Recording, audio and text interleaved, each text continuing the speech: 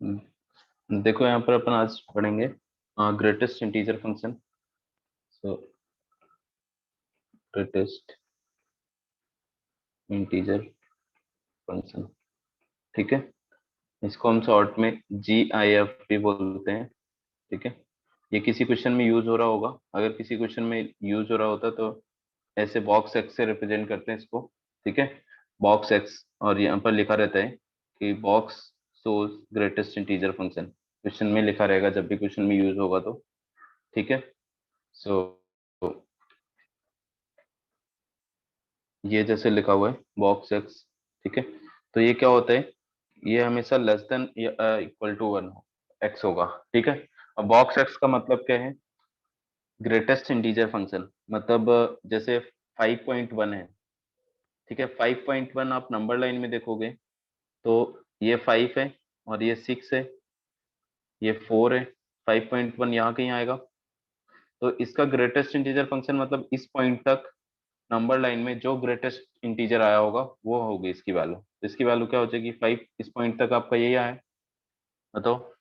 ऐसे 6.99 का बताओ क्या होगा। 6 6, ठीक है। इसी तरह से -1.2 का बताओ क्या होगा। -2 सर -1। देखो नंबर लाइन बना के देखो, इसमें माइनस वाले में अगर कंफ्यूजन हो तो आप नंबर लाइन बना के देख लो। हाँ, यहाँ पर -2 है, यहाँ -1 है, 0 है, ये -3 है। -1.2 आपका यहाँ कहीं होगा, ठीक है। तो मैंने क्या बोला है कि जो भी आपको पॉइंट दिया उस पॉइंट तक मैक्सिमम इंटीजर कौन सा आया, उसके लेफ्ट में देखेंगे हम, राइट में नहीं जाएंगे, उसके आगे नहीं जाएंगे। मतलब आप पीछे देखेंगे तो -2 आया तो इसकी वैल्यू क्या हो जाएगी, -2। बताओ आगे क्या समझ रहे हैं। Yes sir. ठीक है। तो ग्रेटेस्ट इंटीजर फंक्शन जो वैल्यू होती है वो हमेशा जिसकी हम वैल्यू निकाल रहे हैं, मतलब जैसे बॉक्स एक्स है, बॉक्स एक्स रीड करेंगे इसको। तो बॉक्स एक्स की वैल्यू हमेशा या तो एक्स के इक्वल हो सकती है या एक्स से छोटी हो सकती है। लेफ्ट साइड होगी तो हमेशा छोटी ही होगी। और जैसे इंटीजर है कोई भी, यहाँ पर मान लो मैंने 2 लिख दिया तो इसकी वैल्यू तो 2 ही होगी। तो इक्वल किस केस में हो गए, जब एक्स इंटीजर होगा। या -1 है तो -1 है तो -1 आ जाएगा, ठीक है। अगर परफेक्ट इंटीजर है तब वो इक्वल हो जाएगा एक्स के, ठीक। बताओ। तो इसकी कुछ प्रॉपर्टीज हैं वो देख लो। पहली प्रॉपर्टी है कि जो आपका बॉक्स एक्स है, ठीक है, ये हमेशा एक्स से तो छोटा होता है। किससे बड़ा होगा, x-1 से, ठीक है। x-1 से लेके x के बीच में हो सकता है।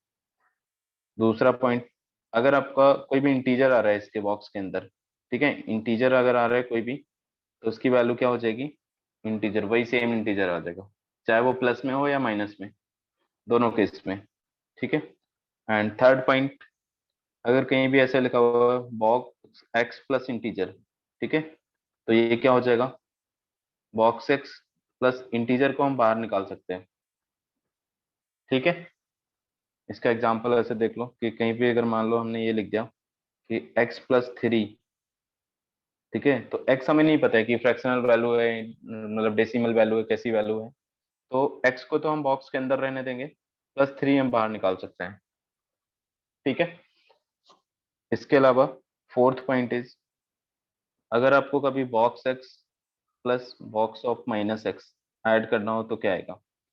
यहाँ पर देखो अगर ये इंटीजर है, मतलब x, इफ दो केस हैं, if x belongs to integer तो क्या होगा, बताओ इसकी वैल्यू क्या आएगी अगर इंटीजर है तो।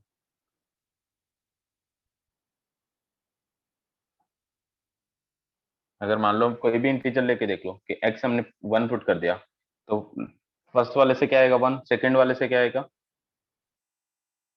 बताओ, -1 -1। तो दोनों कैंसिल हो जाएंगे, तो इस केस में तो क्या होगा, हमेशा 0 होगा if x belongs to integer.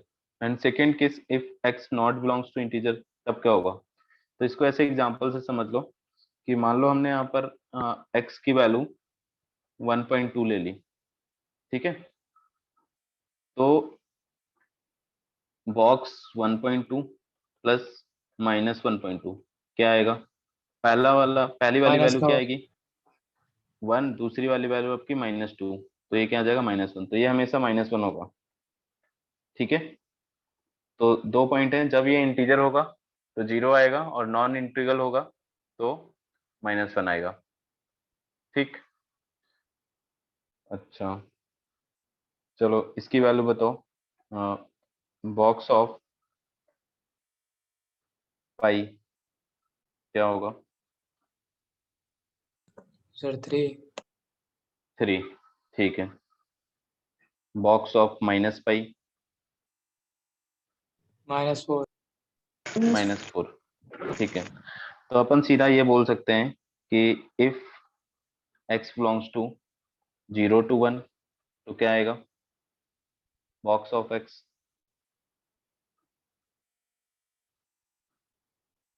बताओ, x अगर आपका सर 0 to 1 0। है, 0 0 1 में 1 पे ओपन ब्रैकेट लगाया, मतलब 1 के इक्वल जैसे हो जाएगा तो तुरंत ये 1 हो जाएगा। ठीक है, if x belongs to 1 to 2 then box x will be equal to 1। 1 1।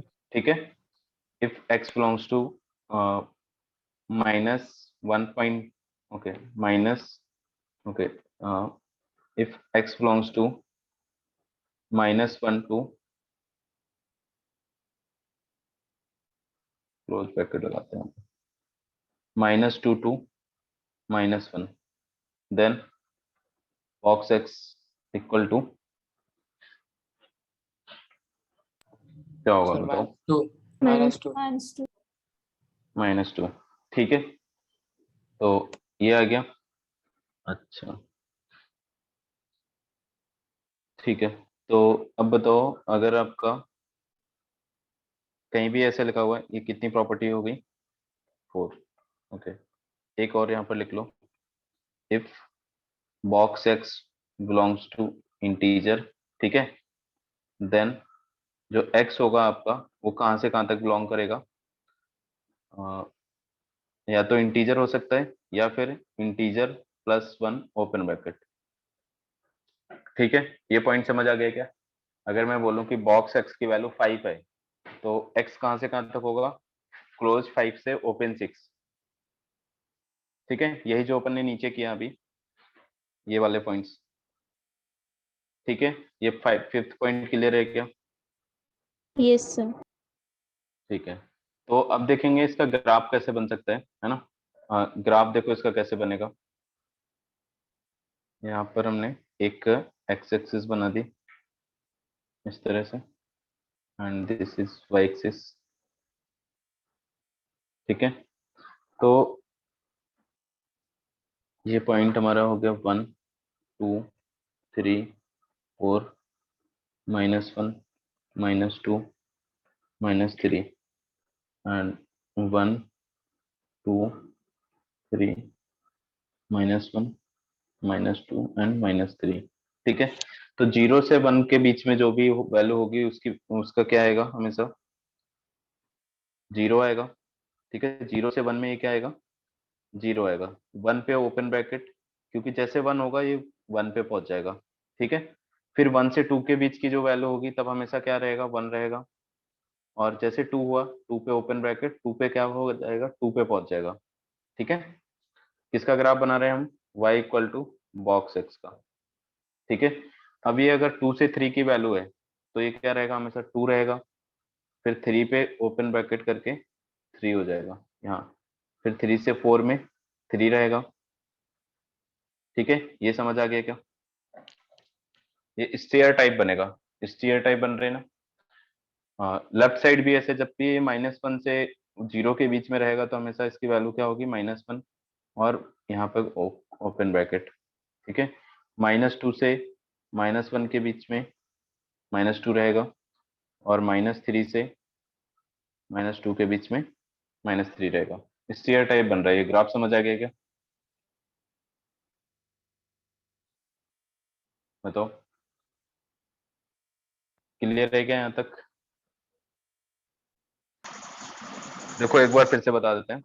हाँ, अभी हमने ये देखा, ये वैल्यूज जब निकाली हैं, ये ऊपर वाली वैल्यूज देखो, जब भी हमारा x की वैल्यू 0 से 1 थी तो बॉक्स x की वैल्यू क्या आ रही थी? 0।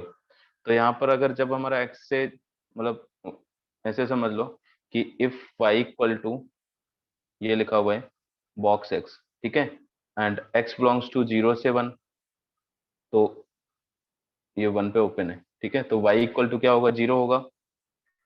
x बिलोंग्स टू 1 से 2, तब y इक्वल टू क्या होगा, 1 होगा। x बिलोंग्स टू 2 से 3, तब y हमारा 3 होगा। तो वही मैंने यहाँ पर बनाया है कि जब आपका x 0 से 1 है तो कहाँ होगा, ये x एक्सिस पे बनेगा ग्राफ। अब अगर x की वैल्यू आपकी 1 से 2 के बीच में है तो ये फिक्स रहेगा 1, ये सेकेंड वाला, ठीक है। जब 2 से 3 होगा तो ये फिक्स रहेगा 2, क्योंकि ये क्या है, कांस्टेंट रहता है, मतलब एक पूरे जैसे 0 से 1 के बीच में तो कांस्टेंट रहता है 0, 1 से 2 के बीच में कांस्टेंट है 1, 2 से 3 में कांस्टेंट है 2। आगे के समझ में अभी बताओ। इसी तरह Yes, माइनस sir. में भी है, ठीक है। तो इससे रिलेटेड जो हम क्वेश्चन करेंगे, एक क्वेश्चन आप यहाँ पर कर लो। If 3x minus 4 equal to 6, ये दिया हुआ है, एंड फाइंड x फाइंड करना है आपको। ट्राई करो इसको, देखो कैसे करोगे। अगर हमारे बॉक्स के अंदर की लिखी हुई वैल्यू 6 है, तो इसका मतलब क्या है कि बॉक्स के अंदर लिखी हुई वैल्यू का जो बॉक्स 6 आ रहा है, मतलब बॉक्स के अंदर लिखी हुई वैल्यू क्या होगी, 6 से लेकर ओपन 7 तक हो सकती है। तो उस इंटरवल में आपको सॉल्व करना है, वहां से x के लिए एक इंटरवल आएगा, वो बताओ। ओके, क्या रहे, x बिलोंग्स टू 10/3 से 11/3, क्लोज 10/3 ब्रैकेट, पे, हाँ 10/3 पे square 11/3 open bracket. Open okay, open. ये आ रहा है क्या सबका, Yes, sir. ठीक है। देखो मैंने जैसे बताया आपको कि ब्रैकेट के अंदर जो भी वैल्यू लिखी है, तो ये 3x माइनस 4 आपका कहाँ से कहाँ तक बिलोंग करेगी, maximum 7 open bracket and minimum 6 के इक्वल हो सकता है, ये रहेगा। 4 ऐड कर देंगे बोथ साइड, तो ये क्या होगा 10, 3x लेस देन 11, ठीक है। और यहाँ से 3 से डिवाइड कर देंगे तो x क्या हो गया आपका 10/3 से 11/3, ये इंटरवल आ जाएगा, सही है एकदम, ठीक है। तो ग्रेटेस्ट इंटीजर फंक्शन समझ आ गया आप लोगों को, बस इतना ही है इसमें से, है ना। इसके साथ में जो एक चीज आती है वो है फ्रैक्शनल पार्ट, ठीक है। अब देखो वो इसके साथ में यूज होगा जहां भी आएगा। तो सेकंड थिंग इज, तो ये नोट करना था ऊपर से। ठीक है अभी नोट कर लेना, मैं बता देता हूँ अभी। फ्रैक्शनल पार्ट फंक्शन, ठीक है, फ्रैक्शनल पार्ट फंक्शन, ओके, ठीक है, इसको नोट। देखो फ्रैक्शनल पार्ट को हम कैसे रिप्रेजेंट करते हैं, इस तरह से कर्ली ब्रैकेट x, ठीक है, ये तरीका है इसको रिप्रेजेंट करने का। तो कोई भी नंबर है, जैसे मान लो कोई भी नंबर है x, उसको उसमें दो पार्ट होते हैं, एक तो इंटीजर पार्ट होता है या और एक साथ में फ्रैक्शनल पार्ट होगा। तो इसको हम ऐसे लिख सकते हैं x equal to box x plus fractional part, ठीक है। मान लो यहाँ पर कोई भी नंबर है, हमने लिख दिया 5.9, ठीक है। तो इसका इंटीजर पार्ट क्या हो गया 5 और फ्रैक्शनल पार्ट क्या हो गया 0.9, ठीक है। तो ये दो पार्ट में लिखते हैं, ये आपका integer part and this is fractional part,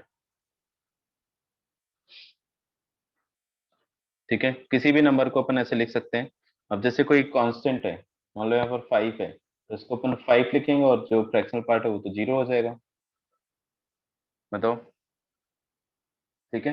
yes sir. तो फ्रैक्शनल पार्ट की जो रेंज होगी हमेशा वो फिक्स है, कि जो आपका बॉक्स एक्स मतलब फ्रैक्शनल पार्ट एक्स होगा that belongs to minimum 0, negative नहीं होगा, 0 से मैक्सिमम कितना हो सकता है 1 ओपन, है ना, 1 के जस्ट पहले तक।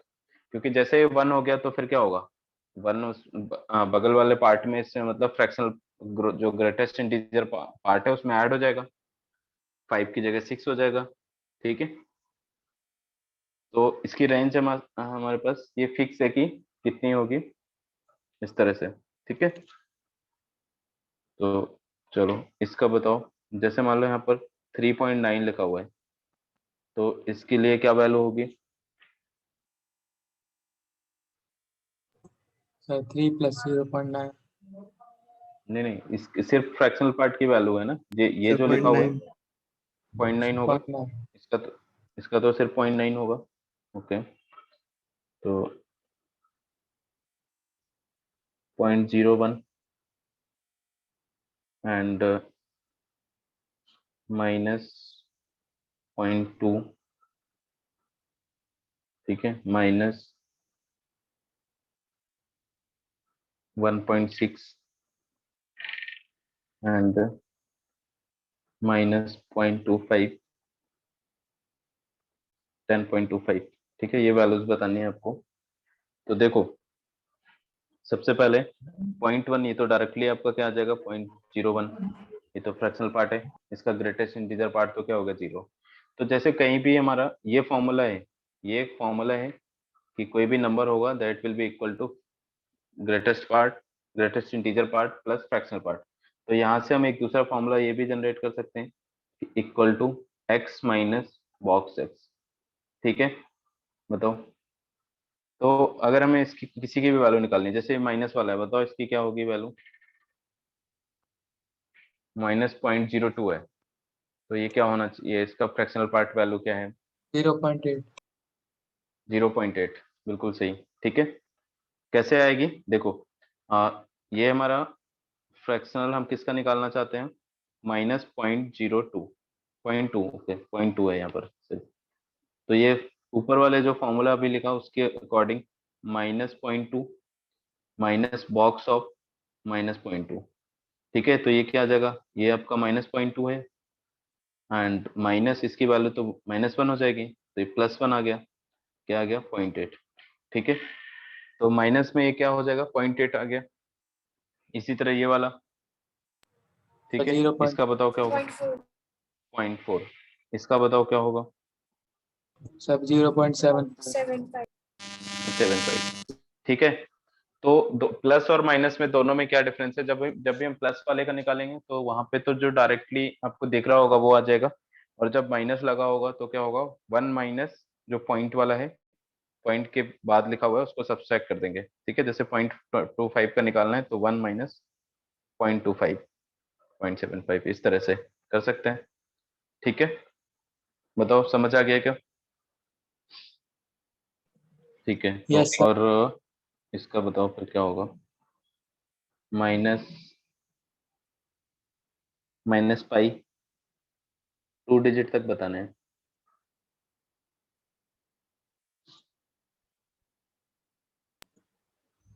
So 0.86. 86, ठीक है, क्योंकि ये क्या होता है आपका 3.14, ठीक है। तो 3.14, तो -3.14 माइनस, और यहाँ पर आ जाता है आपका बॉक्स -3.14, तो ये आपका कितना हो जाएगा, -3.14 + 4 इक्वल टू 0.86, ठीक है, सही है। तो इसकी भी कुछ प्रॉपर्टीज हैं, वो नोट कर लो आप एक एक करके। फर्स्ट पॉइंट, जो ये फ्रैक्शनल पार्ट x लिखा हुआ है दैट बिलोंग्स टू 0 to 1, ठीक है, ये जैसे मैंने बता दिया। अगर हम किसी इंटीजर का फ्रैक्शनल पार्ट निकालेंगे तो क्या आ जाएगा, 0, ठीक है। अगर हमारा ऐसे लिखा हुआ है x और प्लस इंटीजर, तो क्या होगा, इंटीजर का तो 0 हो गया, तो इसको अपन डायरेक्टली इसके इक्वल लिख सकते हैं क्या, fractional part x। Fourth point, ठीक है, अब इसमें वही करेंगे अपन, प्लस और दो, एक बार प्लस और माइनस दोनों को ऐड करेंगे तो क्या आएगा। देखो, अगर ये इंटीजर है, ठीक है, x बिलोंग्स टू इंटीजर, उस केस में क्या होगा, 0. 0 होगा, ठीक है। अगर इंटीजर नहीं है, नॉन इंटीग्रल है, तब क्या आएगा, कोई भी एग्जांपल सोच के देखो। 1. 1 आएगा, ठीक है, बिल्कुल सही।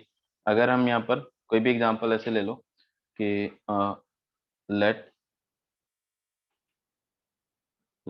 x इक्वल टू 1.2, ठीक है, 1.2, तो फ्रैक्शनल पार्ट, यहाँ पर फ्रैक्शनल पार्ट 1.2 प्लस -1.2, तो ये आ जाएगा आपका, ये तो 0.2 आएगा, प्लस यहाँ से आपका 0.8 आ जाएगा, दोनों ऐड होके 1 आ गया।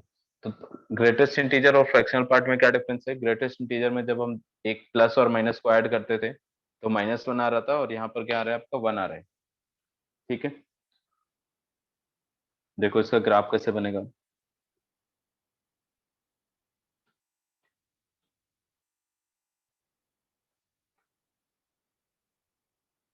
ये एक्स एक्सिस होगी।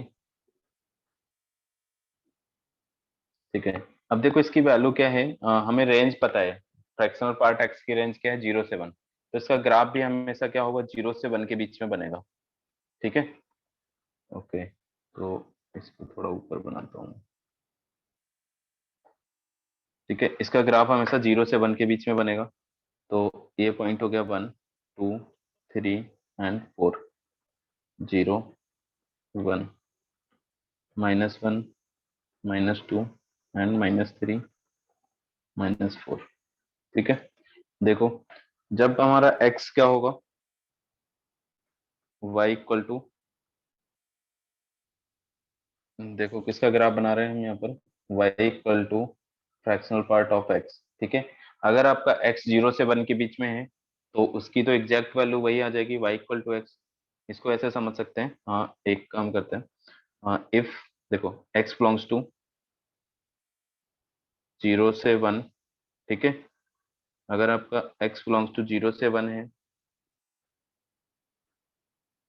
तो फ्रैक्शनल पार्ट ऑफ x क्या हो जाएगा, x हो जाएगा। ठीक है, क्योंकि ये तो वही x के इक्वल होगा। इफ x बिलोंग्स टू आपका 1 से 2 है। ठीक है, इफ x बिलोंग्स टू 1 से 2 है, तो जो फ्रैक्शनल पार्ट होगा उसकी वैल्यू देखो क्या आएगी। इसका फॉर्मूला हमने ये जनरेट किया था, तो x तो आपका 1 से 2 है तो 1 से 2 रहेगा, मतलब ये आपका x रहेगा, और यहाँ पे क्या आ जाएगा, -1। ठीक है, तो ये x की जगह तो x रखो, और यहाँ ये तो फिक्स है, अगर आपका x 1 से 2 है तो बॉक्स x की वैल्यू क्या है, फिक्स है, वो तो कितनी आएगी, 1। ठीक है, तो 1, ये क्या होगा इस केस में, ये आपका ऐसा बन गया, box x equal to x-1।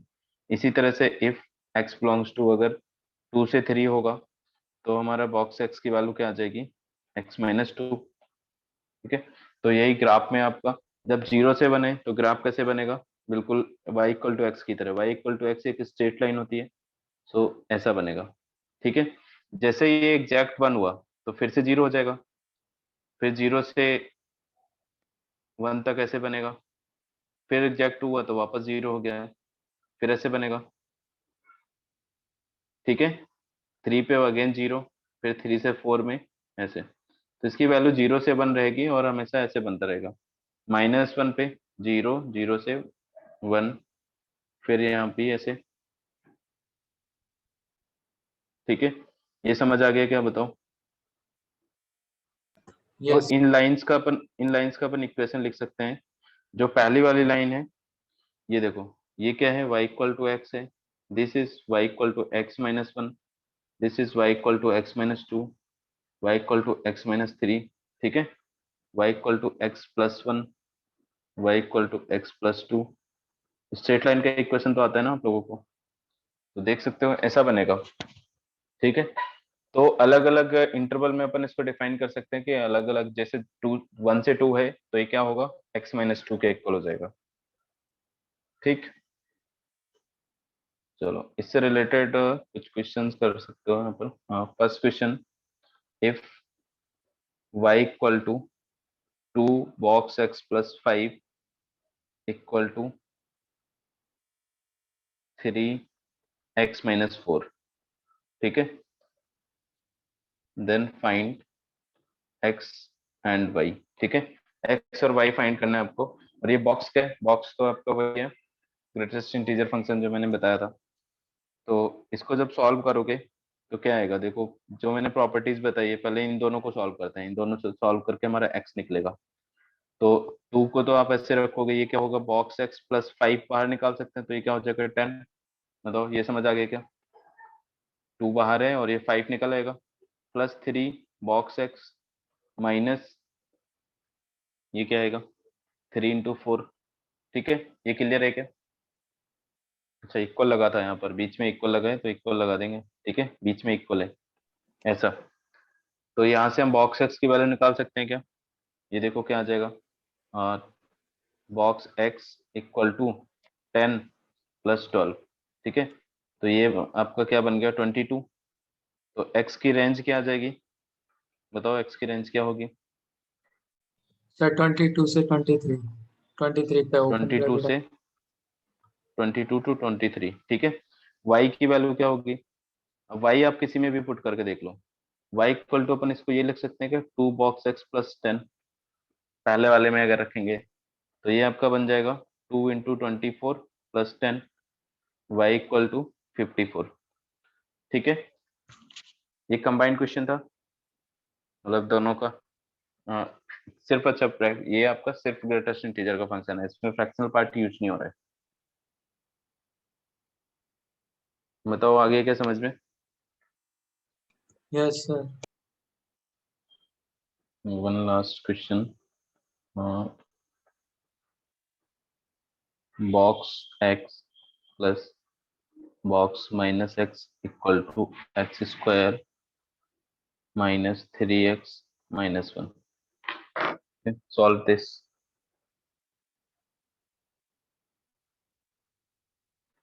तो दोनों केस में नो सॉल्यूशन आ रहे हैं, तो अपन पहला केस सॉल्व करेंगे। If x belongs to integer, तो ये 0 हो जाएगा आपका left side, equal to x square minus 3x minus 1। तो ये इसके देखो फैक्टराइजेशन नहीं हो रहे, अपन इसको अगर ऐसे सॉल्व करेंगे तो ये आएगा आपके पास plus minus square root 9 minus plus 4 divide by 2। तो यहाँ से इंटीजर तो नहीं आ रहे क्योंकि हमने इंटीजर कंसीडर किया था, तो ये गलत है। इसके बाद केस 2, तो यहाँ से आपका नो सॉल्यूशन हो गया, ठीक है, नो सॉल्यूशन। एंड केस 2 में if x is not integer, ठीक है, x अगर आपका इंटीजर नहीं है तो क्या होगा, फिर ये -1 वैल्यू होगी, -1 मतलब x square minus 3x minus 1। तो ये तो कैंसिल हो गया -1 यहाँ से, ये आ गया आपके पास x माइनस 3 इक्वल टू 0। यहाँ से दो वैल्यू आ गई, एक तो 0 एंड 3, तो ये दोनों इंटीग्रल आ रहे हैं, जबकि हमने केस क्या लिया है, नॉन इंटीग्रल होना चाहिए, तो ये भी गलत है। फिर फाइनली आपके पास नो सॉल्यूशन आ जाएगा यहाँ से, ठीक है, कर लोगे? Yes sir. ठीक है, ठीक है, तो फिर आज यहीं तक कर रहे हैं अपन, है ना। नेक्स्ट क्लास में बाकी के क्वेश्चन करेंगे इसके, और दो चार